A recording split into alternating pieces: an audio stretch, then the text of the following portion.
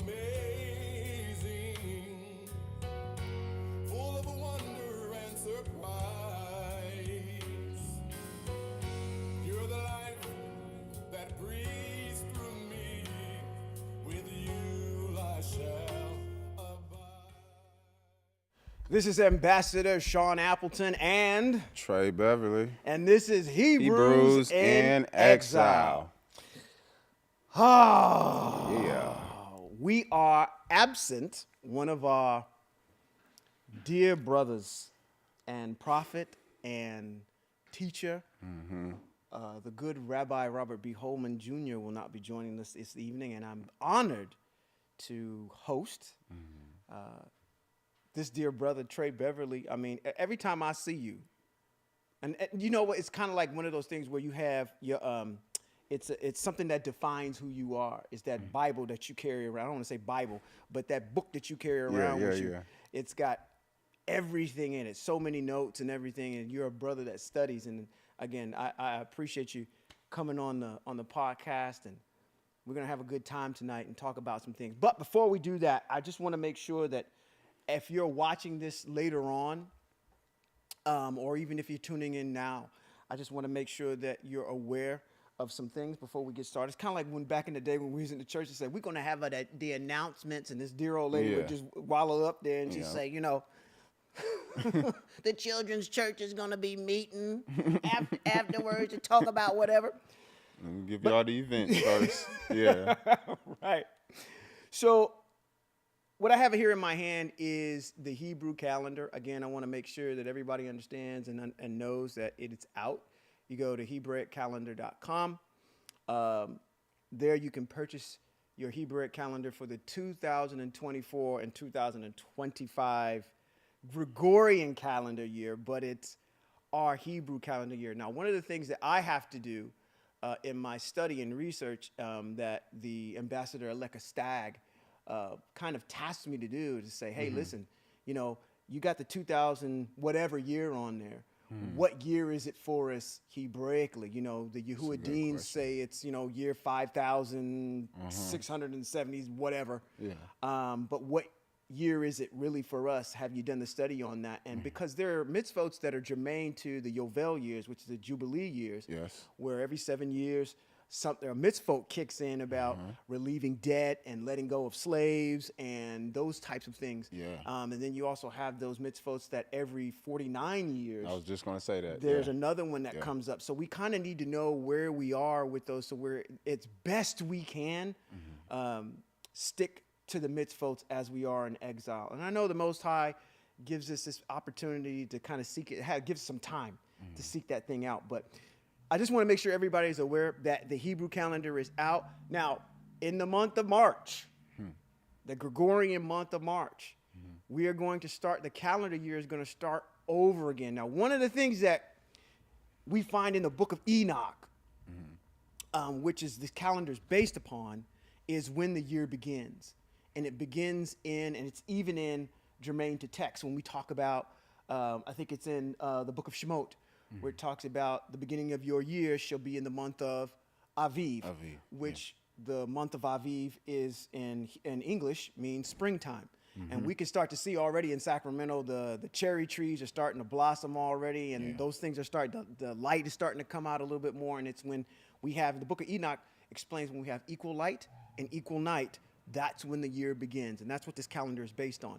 So I just want to make everybody aware, if you don't have the calendar, the last week in the month of March is going to earmark the beginning. Matter of fact, that Friday, if you will, is Pesach. Matter of fact, I'm going to turn to it real quick. Pesach is going to be on the March 29th this year. And that will start in the evening. And on the 30th of the month, which is the Shabbat, will begin the Feast of Matzah, which I'm excited about the Feast of Matzah, because if you're going to tune in to FTF on the Feast of Matzah, we're going to have a treat that day for you. You're going to hear a young brother speak that day. And I know he's going to have some fire with him when he talks. I'm not going to hint to who that is, Trey Beverly, but we are looking forward to that. So the calendar is out. I also want to make mention of the two books that we also have out as well. which is In Defense of the Messiah, and also Torah for Hebrews in Right. Exile. Great read, great utilitarian book for Torah for Hebrews in Exile and In Defense of the Messiah. Really starts tearing down the foundation and looks at some of the things that we have around this character named Yeshua, and really defining really who he is and who he isn't. So two great resources coming out of this house. And again, I don't want to forget about our music that comes out of this house as well. We are worshipers, not only because when we actually study this, you can't help but feel something. Right. You know? Yes. And part of some people's worship is being able to express that musically. So we have our own music. So go by Spotify and iTunes.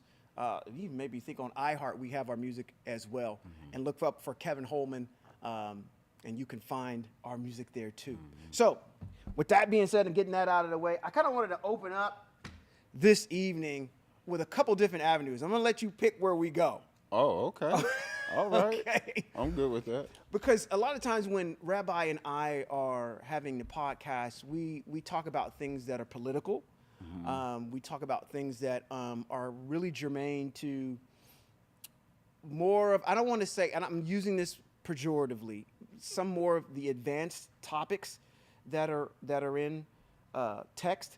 But I kind of want to, something's been on me lately. And really it's this issue of kind of getting to where young people are. Not to say that, listen, I'm over 40. I'm almost 50 years old. I know I don't look it, but hey, I got to blow my own shofar with that one. I'm doing good. Doing good, Thank you, brother. Yeah. So I want to either kind of go in the direction of talking about things that are germane to young people, or this other issue that it's kind of a philosophical thing that I was waiting to say because I have to speak this Shabbat, that I wanted to bring up in front of the people in Shabbat. That was another one of these issues of, well, it's great for a topic of conversation. Okay. Another one of those issues where I'm looking at the text and I'm seeing some things in there, and I don't know if I want to break that particular issue out in front of the people, but it wouldn't be probably good for a good podcast. And everything has to go back to the beginning. Both of these topics that I kind of want to talk about go back to the beginning. But where are you at? Let's talk about what direction you want to go in. You want to talk about young people? The state of young people? What's germane to young people today? I'm kind of interested in the subject that you wanted to talk about now. But yes, I think we can also, fit that into with the young people a little bit as well. So, at least in regards to young folks. Okay. And I'm talking about, when I say young folks, I'm talking about people that are probably 30 and down. And probably anywhere from 18 and up. Is there anything germane from that group that you see that is really important, that is tantamount to them, that they dwell on, that say, okay, this is what I'm hearing a lot of nowadays? And it could be how relationships work, or this separation of how in Western culture, how we're looking at relationships, and as Hebrews, how do we deal with that kind of thing moving forward? I mean, you hearing anything? Or I can just go right into my little dissertation. Yeah, I mean, we can do that. I'll touch up on what I know from it a little bit. Is that I see that a lot of the younger people of, like you would say, kind of this generation, mid-adult age, they are looking for what kind of, like, similar to what we've been showing, what is the difference from the Christianity church?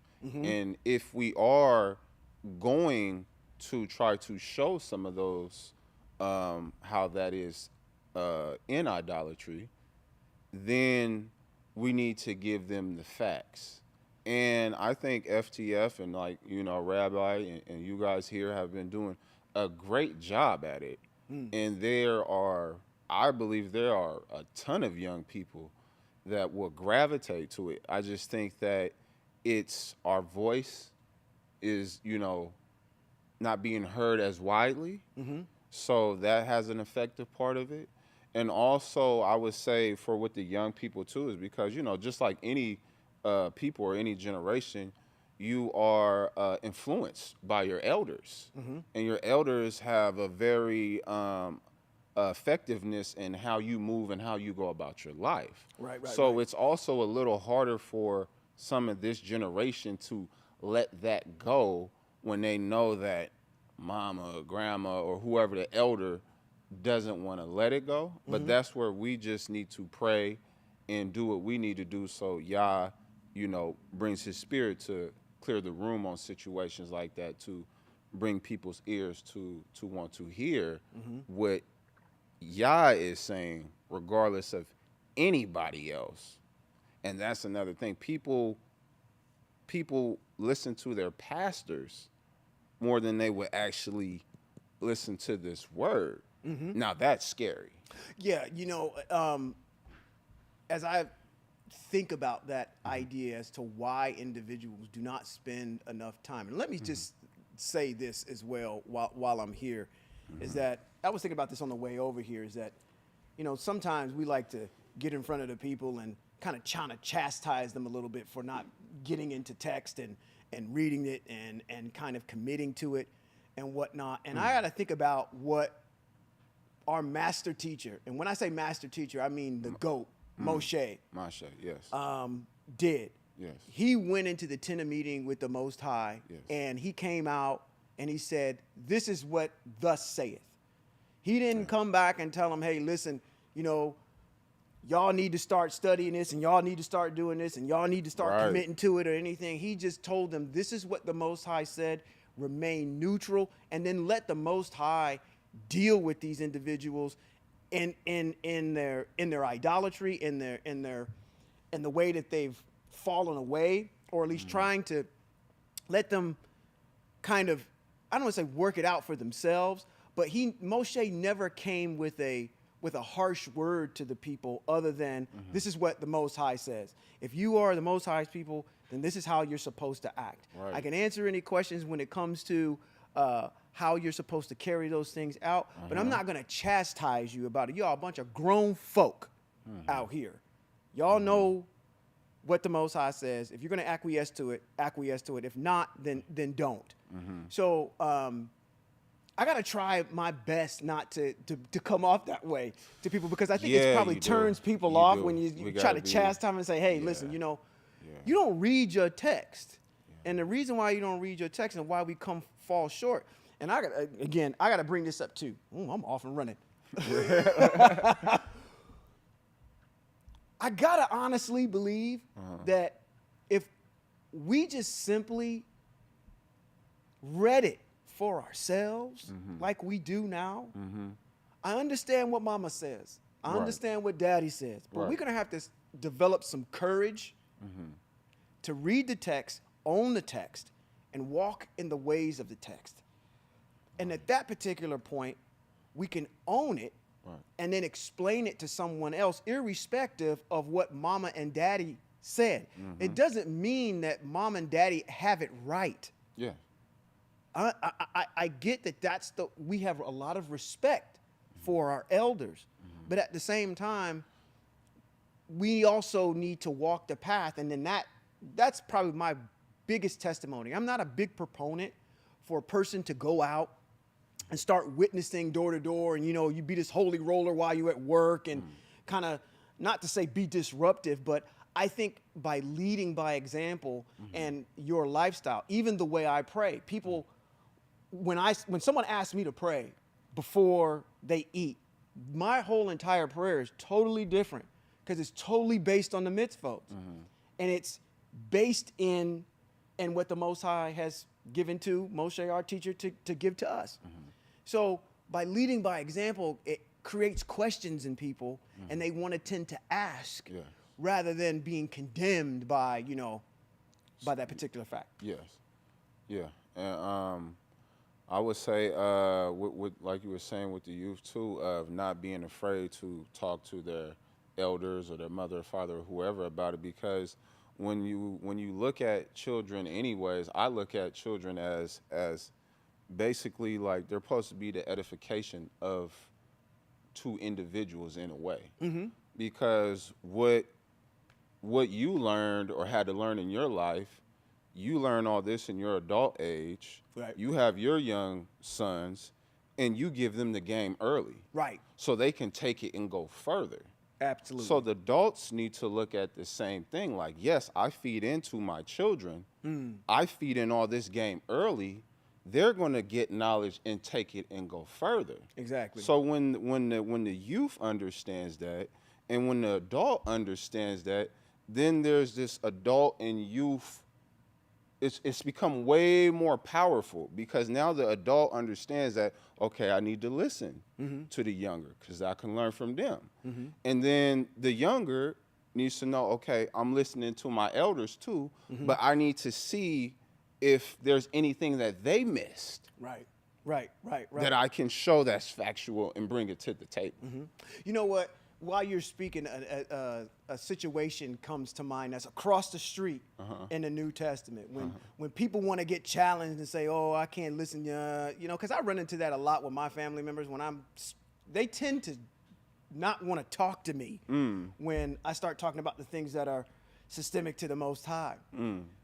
But there's even in the New Testament, there's a situation where this young Jesus is in the synagogue teaching older individuals, supposedly, about Torah. So it's not as if it can't be done. It's just you need to have a pliable mind to understand that, yes, there are things that the Most High is continuing to enlighten us about, and we shouldn't get stuck in our ways and so prideful and so get egotistical about what we know and just say this is the way it's always been and I don't know anything different and I don't want to change, because change is actually going to challenge you to read it, understand it, and know it so you can grow. It's all about growth and a community. So that's good that you brought that up. So a lot of young people. So really, from your particular standpoint, young people are struggling with kind of that parental eldership that's there that says, you know what, this is the glass ceiling, and you should be a Christian, or you should be a Muslim, or you should be, this is Judaism, and you should stay here, and there's nothing else to glean from it. Hey, you know our people, especially if you living in a household. Ooh, come on now. Right. You know how some of our people could be. So, They just, you know. Yeah. This is the way it's always been. But it boils down to an individual has to have it in their mind. Well, what is the most important thing that matters? And if the most important thing that matters to an individual is carrying out the Most High's ways and living by His ways as best as they can, then that's when you have to prepare yourself mentally to understand that me going through this process, that pride is going to try to overtake me probably on actually keeping the Most High's ways.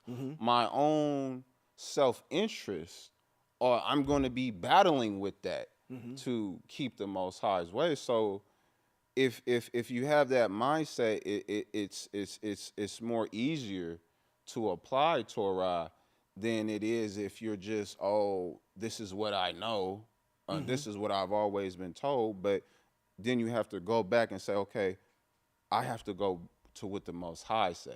Yeah, absolutely. And so whether it's your son giving you that information who's 12 or 15, or it's someone that's a random person that's 55 and that's older than you. Right. If it's factual, what's the issue? What's the holdback? Yeah. You know, you got, as you were speaking there, I just had it and almost lost it. So my mind is reeling with all the things that you're talking about. It's one of these things that the difference between us and Hebraically speaking, and I think where maybe westernized world is, which is in a Christian sense. Domain. Yeah, I like that vernacular. Yeah. Boils down to one word for me, which is the word why. We're not afraid to ask the question, why? Right. Why is that like that? Why do we do this? Why? Right. And I think while we were in Christianity so long ago, we never asked that. We just accepted it because it is what it is. Yeah. And if you go against it, then you're going to hell. Right. Or, you know, you just don't do, or you get sat down, or you're ostracized. You become like Hester Prynne with the scarlet letter on you. They'll make you feel uncomfortable. Yeah, they will put you in a place that publicly shames you or makes you feel uncomfortable about asking the question why. And I think if more people were allowed, even in the Christian church, to simply have a forum to ask the question why and to get a reasonable answer, not just because. Let me give you an example. And I've used this before on a podcast before. I was listening to someone, a very prominent church back in Virginia, that one of the largest ones in the state of Virginia. I'm not going to reveal the name, but the pastors got on stage and they were answering questions from the congregation. And it was funny to me how all the questions, out of all the years that they did teaching, they were asking them questions about mitzvot. And one of the questions came up, again, was, why do we worship on Sunday? When the text says we're supposed to worship on the Shabbat. And the pastor of this church answered the question and said, it's not, it seems like he's not going to answer this in a good way. He gave a cop-out answer, which was, well, let's talk about what that day means. That day means it's a holy day. Now, they use that vernacular. We don't use that over here. That kind of parlance. It's a set-apart day for us. But he says it's a holy day. Now, let's keep it in the framework of a holy day. We've designated our holy day as being Sunday. So that is our day of rest. That's what he said. That is what he said, and you could. We dedicated. Who is the we he's talking about? But that's the issue that I think people, they've got to break. They've got to get over that fear of saying, I need to challenge my leaders. Yes. We are coming up on an election in 2024. We are challenging our local leaders, our state leaders, and our national leaders to prove to us that their platform that they're running on is a sound one that's better for forward movement of this so-called country. But we don't do that and hold our pastors and leaders accountable for what's in there. How in the world are you going to give a half? You couldn't come in this congregation and give some half-cooked answer like that and say, well, okay, just because. Yeah. I told that to my kids. I said, you know what? Walk out of here with just with that being said. Right. And I had a problem. I don't know if you had the problem with, you know, when you were growing up with your parents and they gave you that answer. Well, why is it that, Mom and Dad? Why? And they just said, because I said so. I never liked that answer. Because I said so doesn't tell me anything.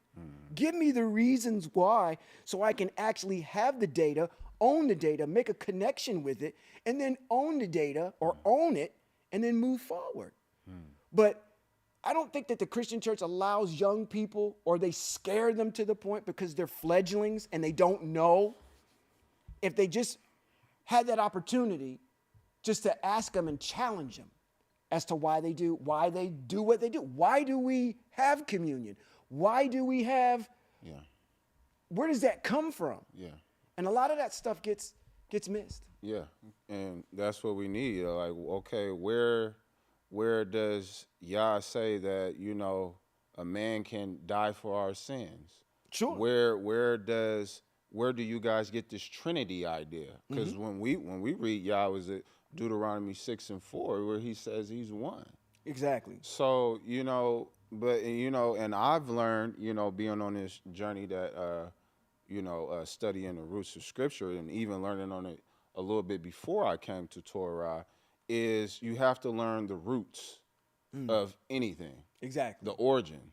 So we always have to go back to this origin of Christianity. And when you go to that origin of Christianity, it doesn't align with the prophets. And it's created to be an agenda that looks similar, but is deceptive and to pull us away from Yah's ways. Exactly.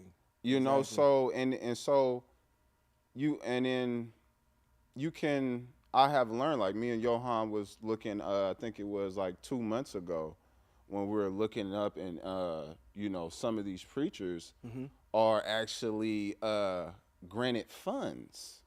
Oh yeah, I remember you guys saying that. If they teach a doctrine that stays within a certain range, and oh, you can't speak on this and you can't speak on that.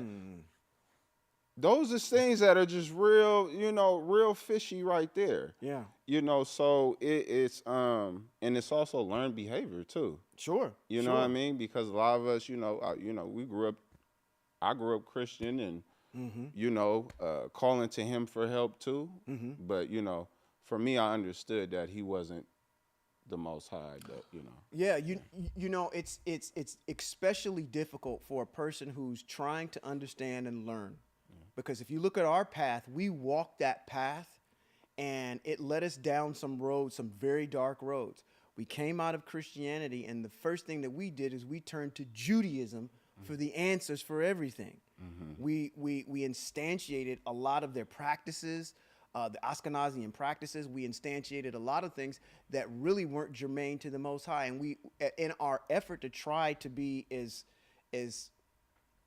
I don't know, as pleasing in the sight of the Most High, we still were turning to religion for our answers, and that's problematic. So it's almost especially hard and difficult for us in this day and age, as being, you know, pan-Hebrewism around the world. And what I mean, especially what I mean by that is just Hebrews around the world. That's pan-Hebrewism.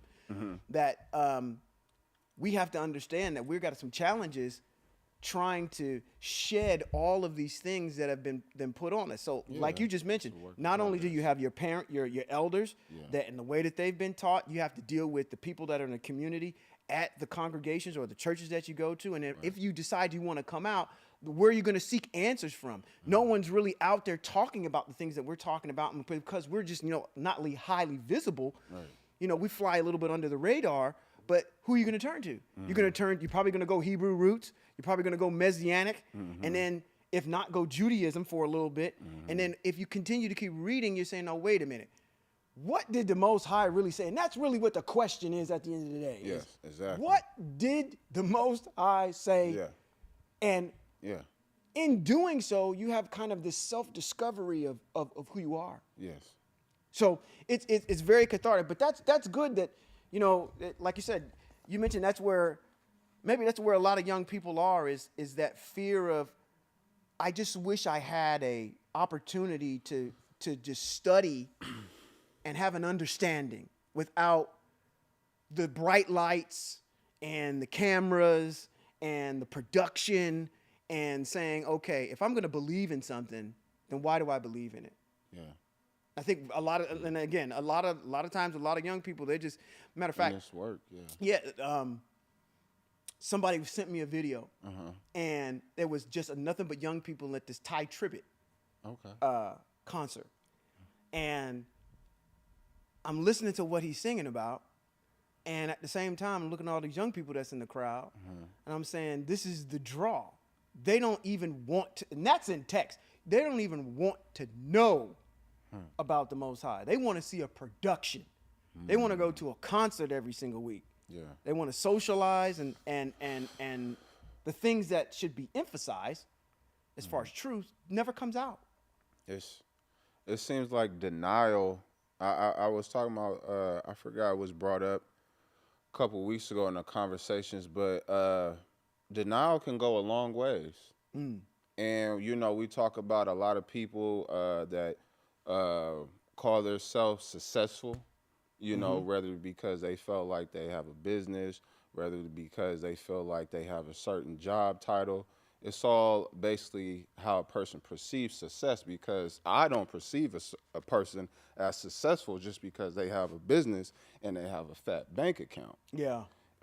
But my point that I was going to is, a lot of these people that are talking about, okay, well, you got to execute when you want to get to a goal, you can't procrastinate.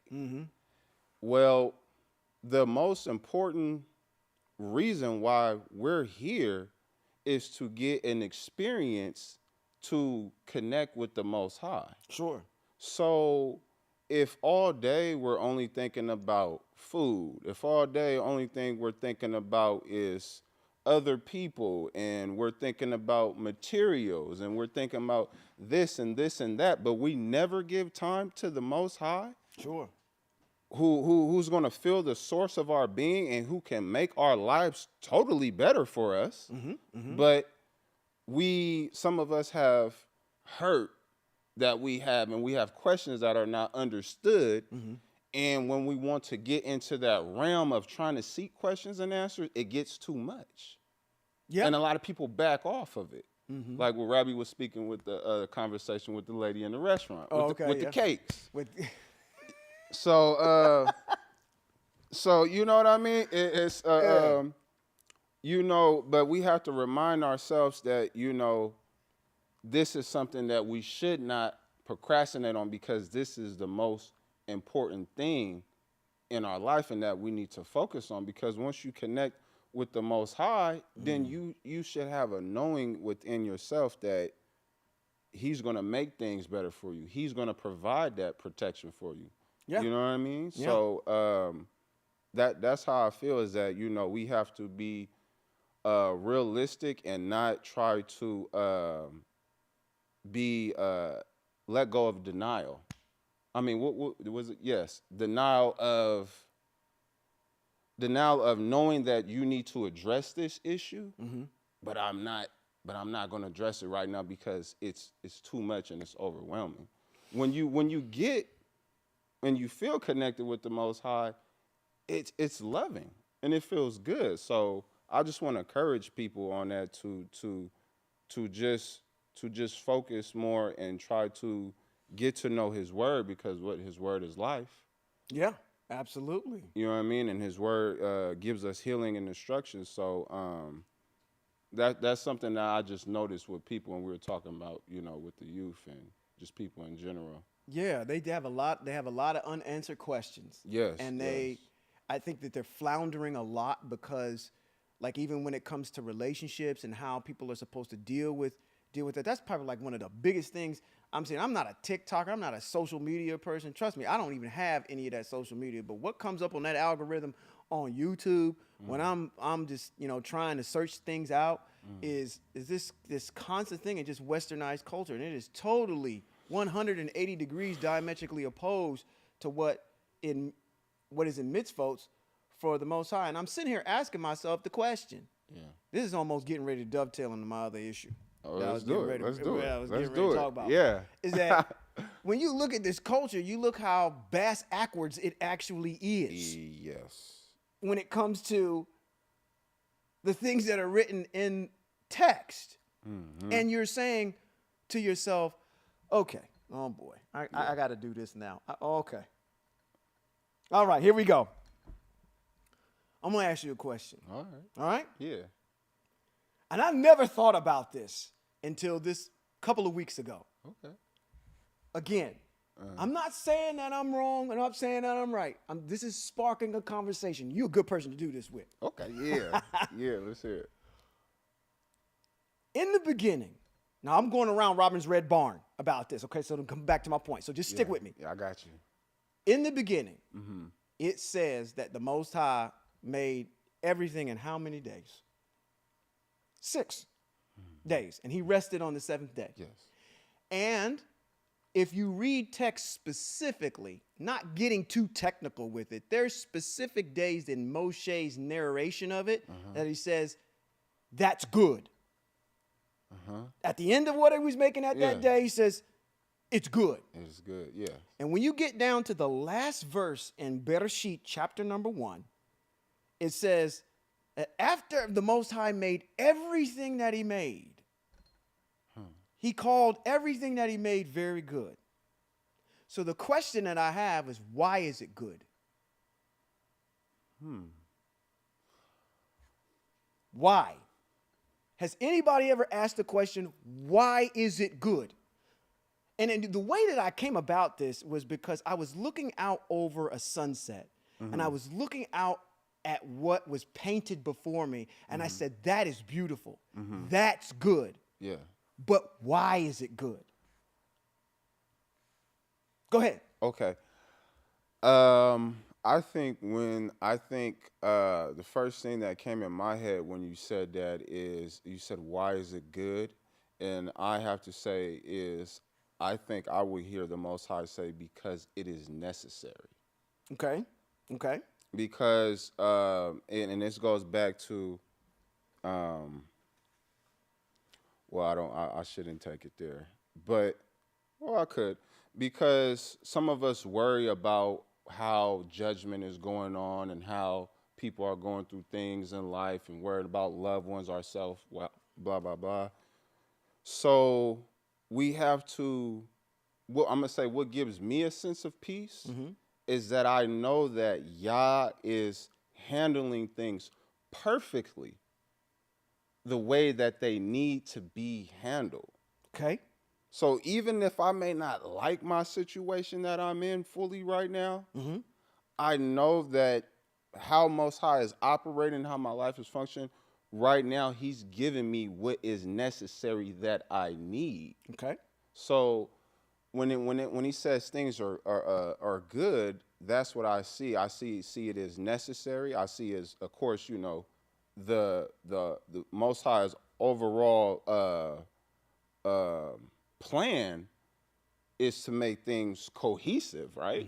I would say, you know what I mean? So it's good as far in good in its nature, and it can also be as good as in testing or shaping or like kind of like cleansing gold. You know what I mean? The gold has to go through the fire. So the fire, you know, is also good and it's cleansing it. So that's kind of how I feel when the Most High made these, when he made the earth and all these things, because some people can view them as, okay, harsh or traumatic things can happen from, you know, he made all these things, waters, earth, rocks, you know, situations happen. But it is good because the Most High has it orchestrating perfectly in his power. That's how I feel. Okay. So let me add my 2 cents to that. The way I reconciled that to answer it. I had to go back and answering the question because, again, if I look at the human body was made and it's good. Right. The sun was made and it's good. The moon was made and it's good. So I'm saying to myself, what is my benchmark for knowing what is good for me? The mitzvot. What are the mitzvot? The mitzvot are commands that have been given to your spirit, because what you are is a biodegradable supercomputer that's living in a house that's being controlled by a spirit given by the Most High. Without your spirit in that house, the fuel, you could put fuel in it, which is the food.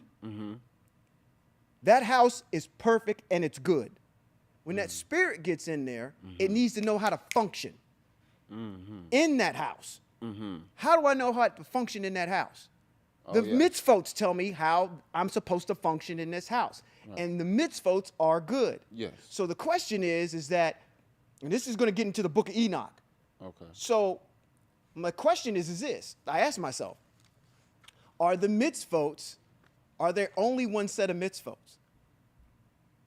And I had to ask myself the question. I said, no. There are more mitzvot out there than I know about.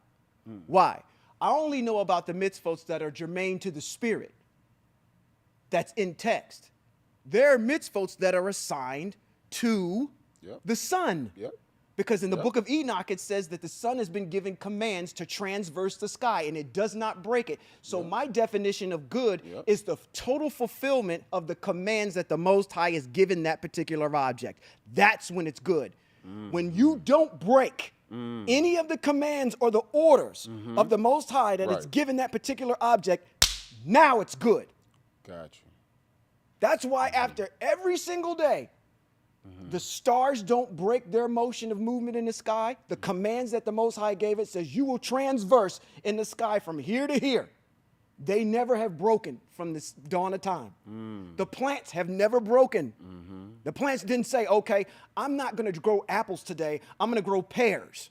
The only entity on the face of the world that has the ability to choose between good and evil is your spirit.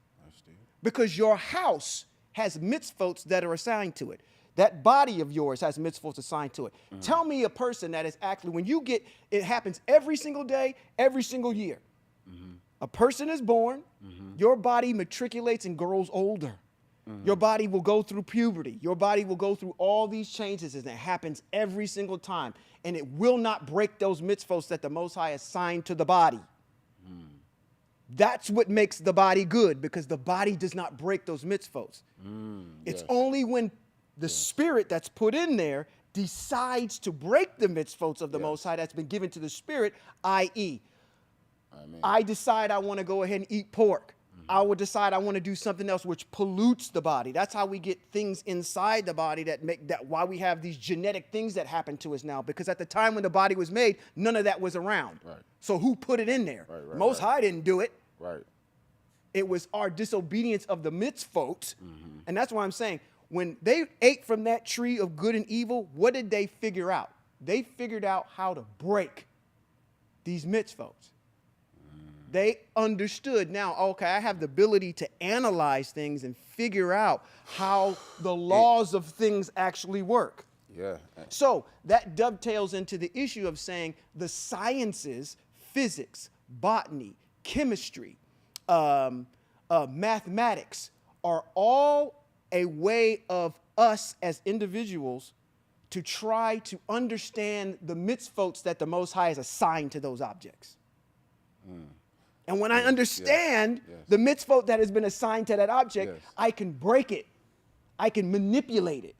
But in its natural state, it is perfect. So that's why I can go back and say, when the Most High says that in that same, if you read up a little bit further, in verse number 29, it says, I've given that house of yours fruits and vegetables to eat.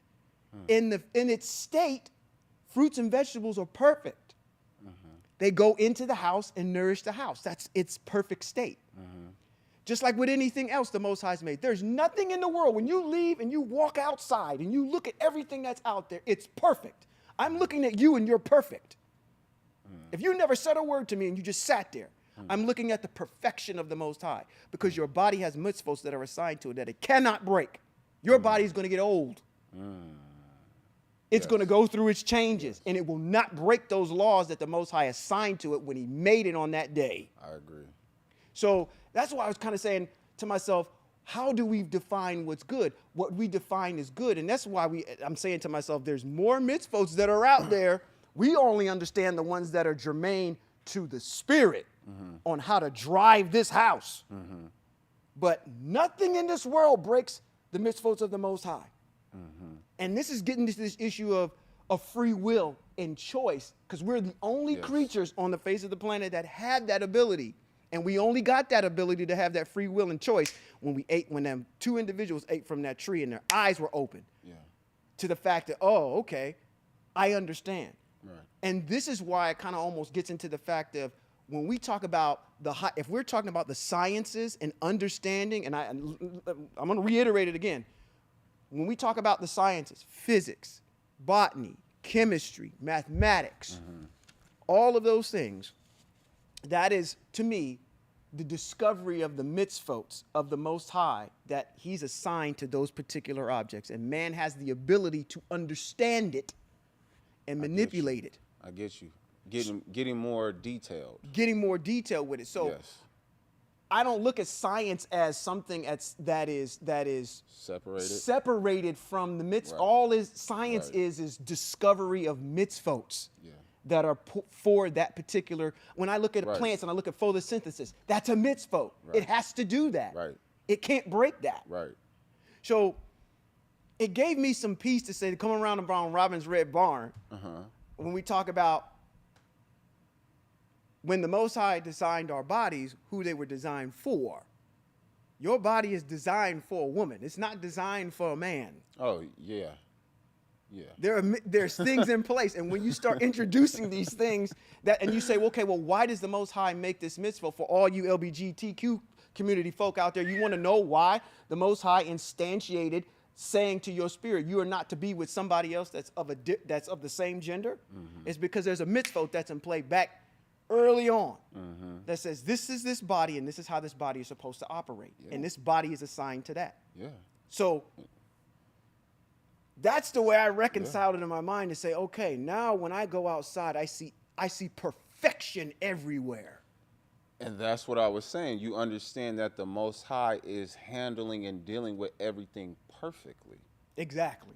You know what I mean? And even though a person may not like the judgment it may give on whatever essence of the Most High we're talking about, you know what I mean? Because, you know, like I was saying, example with the river. The rivers are good, but there's people who have, you know, had terrible accidents in it. Mm-hmm. You know what I mean? But it's still good. And it's good because the river follows the Most High's mitzvahs that it's signed to it. Exactly. So that's when the Most High said, Israel is supposed to be the catalyst for everybody else to show them what is good. Yes.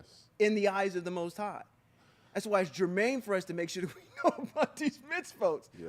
Because everything has harmony with it. And when we just need to just go, just as simple as looking at a tree and understanding that that tree cannot break the mitzvahs that the Most High has assigned to it.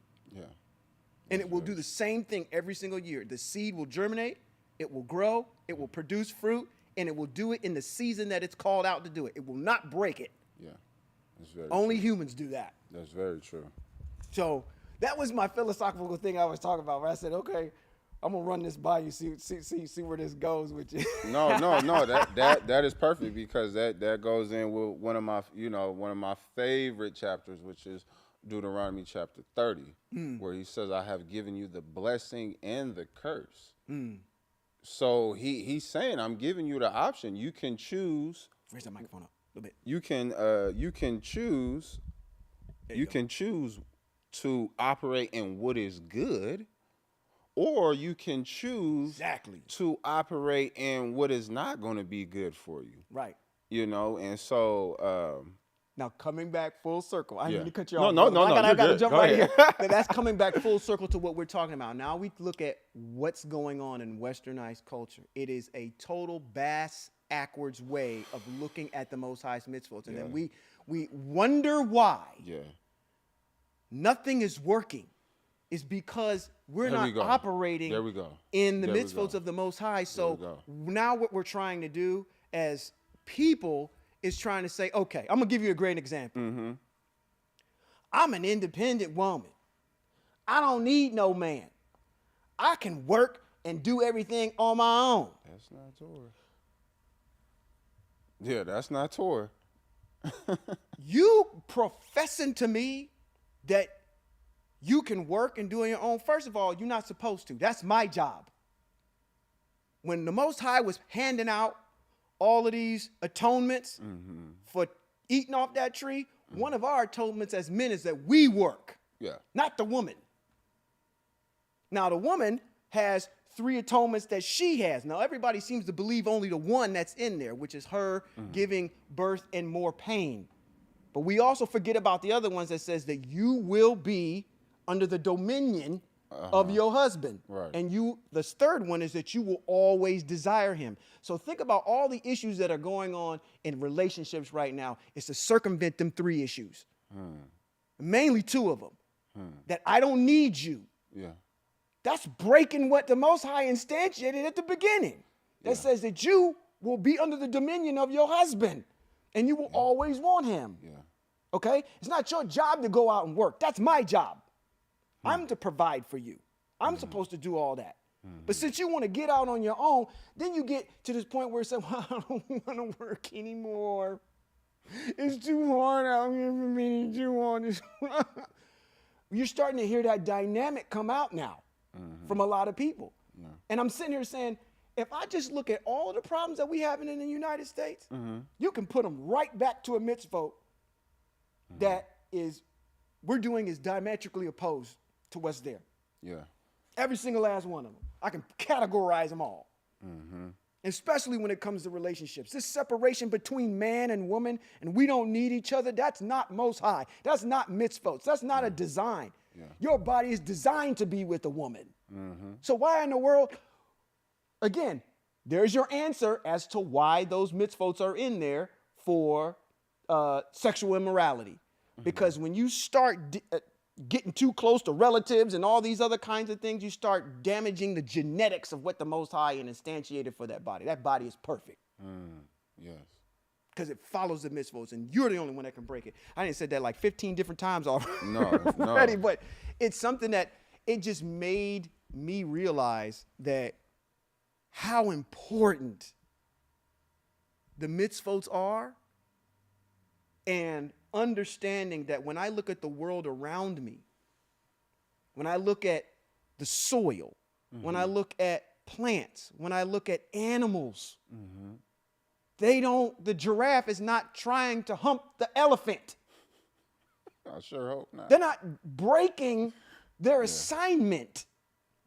They follow exactly what the Most High said. And that's the beauty of it. We're reminded of it everywhere we go. And you know what's a deep thing I want to think about too, since you brought that up, is you know how our ancestors, when they were aligned with Yah, they were almost in a somewhat of a perfection state, right? Sure. What is in our DNA, and we have to really dig within inside ourselves to figure out what would be the issue? Like I think Rabbi also spoke on it a little bit too. If everything is good and everything is going perfectly, as in good, prosperous, walking with Yah, and everything is good, what would make something in us reject that? And and maybe this is just some spiritual thing that I mean, it of course y'all can see a spirit, what spirit is in any individual, but that's just something that just it's just in my head. Like, if things are going good, why would our answer? Why would they not want that? Wow, that's a very broad question. That's like 4 or 5 different podcasts in itself to try to analyze, because I see the culmination of that. But yeah, you got to ask yourself the question. Even in that spirit that's placed there, the Most High put it there, even prior to eating from the tree, had the ability to choose, and choosing is not something that is demonized. It's just at that particular point, I'm almost saying in its simplistic Occam's razor stance is that, you just have the ability. That's what free will is. And we know now what is good when choosing for a lifestyle. And I feel like with Hebrew Israel and almost humanity, I feel like we're in a spiritual development state to go on a higher level. Sure. And just because of with the information that we're learning and everything that we've been through, but it even goes back to, like you said, with Adam and Eve. You know what I mean? Where we had talked about that before, is they were almost, they had the right to make a decision, and they, like children, you tell them no, but they haven't experienced it.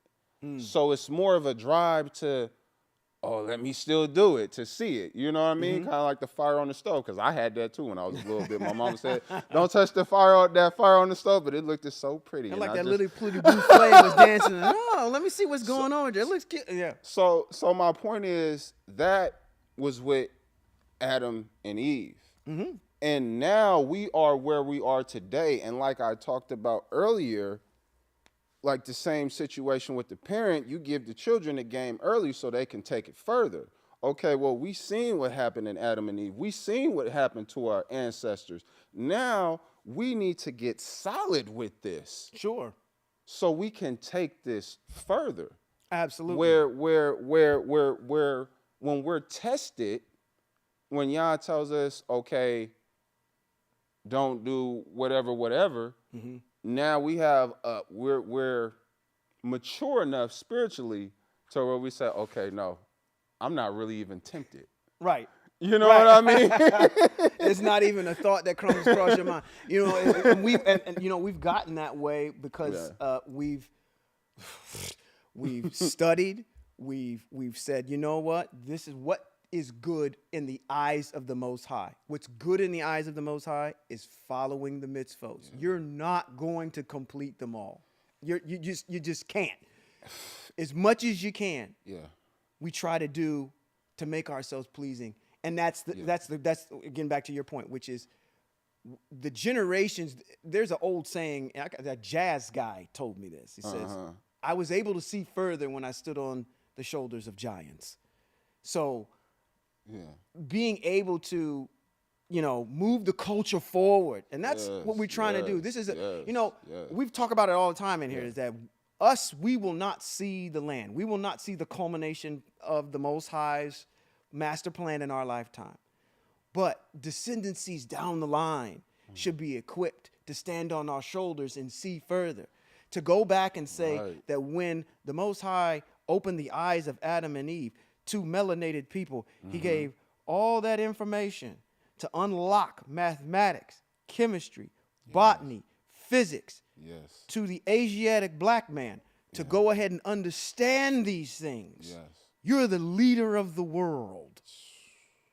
And now you've become the tail, which it talks about in text. We got to get back to the place where we've elevated ourselves mentally, elevated ourselves moving forward as a culture to exemplify the excellence that is in text. No. I'm hearing you, and I'm just, man, I'm right with you. Yeah, I'm right with you. It's a beautiful thing to be able to kind of to go and understand that. So that's good. Anything else you want to add? Because I think this is a good place that we're in right now. I kind of want to read. You want to read? Yeah, let's do some reading. Let's do a little bit of reading. Put that mic up there because people need to hear you now. I keep dropping down. Oh, you gotta tighten that thing up over there on the end. There you go. Got you. I just want to. Let's go to some text. Okay. Let's. Where are you gonna take me? Let's go to Psalms 50. Oh, you know what? I gotta talk about this brother too. Oh, really? I'm gonna tell you what. This is an extra credit question for anybody that know that's gonna try to get to know me as a person. There's two people in this book of our ancestry that I adore. One of them is Moshe, and the other one is the writer of that book. Oh, There's the reason why he is the anointed king forever. And stay tuned for this Shabbat because I'm going to talk about him a little bit. I'm going to explain some things on why I believe he is one of the most important tantamount people that you got to understand in our ancestry. Where do you want to go in Psalms?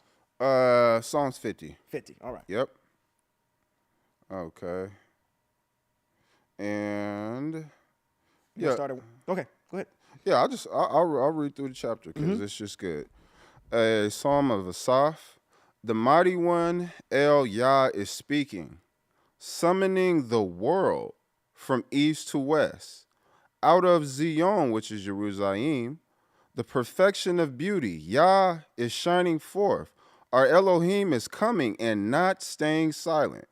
With a fire devouring ahead of him, and a great storm raging around him. We talked about that, what is good. That's right. He calls to the heavens above and to earth in order to judge his people.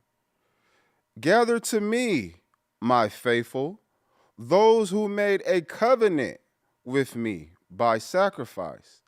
The heavens proclaim his righteousness, for Yah himself is judge. Listen, my people, I am speaking. Israel, I am testifying against you. I, Yah, your Elohim, I am not rebuking you for your sacrifices. Your burnt offerings are always before me. I have no need for a bull from your farm, or for male goats from your pens. For all forest creatures are mine already, as are the animals on 1,000 hills. I know all the birds in the mountains. Whatever moves in the fields is mine. If I were hungry, I would not tell you, for the world is mine and everything in it. Do I eat the flesh of bulls or drink the blood of goats? Offer thanksgiving as your sacrifice to Yah. Pay your vows to the Most High and call on me. This is Yah. This is Yah talking only. Call on me when you are in trouble. I will deliver you, and you will honor me. And then he gets this last part. But to the wicked, Yah says, what right do you have to proclaim my laws? So that's telling you right there that there is some wicked people claiming his laws. Exactly. Or take my covenant on your lips. When you so hate to receive instructions, and that's a big problem with our people. That's right. They hate to receive instructions, and you got to get rid of that if you want to be good with Yah. That's right. You got to get rid of that. And you know what? Just taking a real sidebar, right? Because that plays into where we are as just in westernized country, in a westernized world. Because we live in a democracy. Do your own thing. And we the people, that's the preamble. Yes. We the people say this. So we're in this dictatorship mode and not in a theocracy mode, which says that you realize that you're a part of a kingdom and you don't get to change or add amendments to what the Most High has said. Yes. So I can see why it's difficult for us to kick back and Most High says, no, this is the way it's going to be. Yes. Because we're just been trained from a knee-high to a grasshopper. To be opposite almost. To be opposite. Yes. It's us that dictate to the Most High what's going to happen. Yeah. So, keep going. It's good. Okay. When you so hate to receive instructions and fling, oh my goodness, and this is the attitude that a lot of us have to, and fling my words behind you. When you see a thief, you join up with him. You throw in your lot with adulterers. You give your mouth free rein for evil and harness your tongue to deceit. You sit and speak against your kinsmen. You slander your own mother's son. When you do such things, should I stay silent? You may have thought I was just like you, but I will rebuke and indict you to your face. Consider this, you who forget Yah, or I will tear you to pieces. With no one, not even I, Zeus, is going to save you. See, you almost need to sit on that for a little bit. Consider this. Yes. For who forget Yah. Eye asher eye. Or I will tear you to pieces with no one to save you. That says a lot. Yes. Nobody. Whatever name you call. Whatever name you call. It's not going to work. It's not going to work. It's not going to work. All right. And that last little paragraph, whoever offers thanksgiving as his sacrifice honors me. And to him who goes the right way, like we said in Deuteronomy chapter 30, I will show the salvation of Yah. Excellent. Yeah. Oh, man. That's beautiful. Yeah. Well, I think we had some good discussions this evening, and hopefully the people that are viewing or maybe watching this later on at a later time will glean something from it. It's always good to be able to talk, to talk about the things of the Most High and how he has prepared Hebrew Israel and our spirit that's driving this house to be able to reach a level that is good in the sight of the Most High, to follow the mitzvot, to do the things that are germane, that cannot be broken. Right. They shouldn't be broken. So it's honor to sit with you again. Thank awesome Thank time.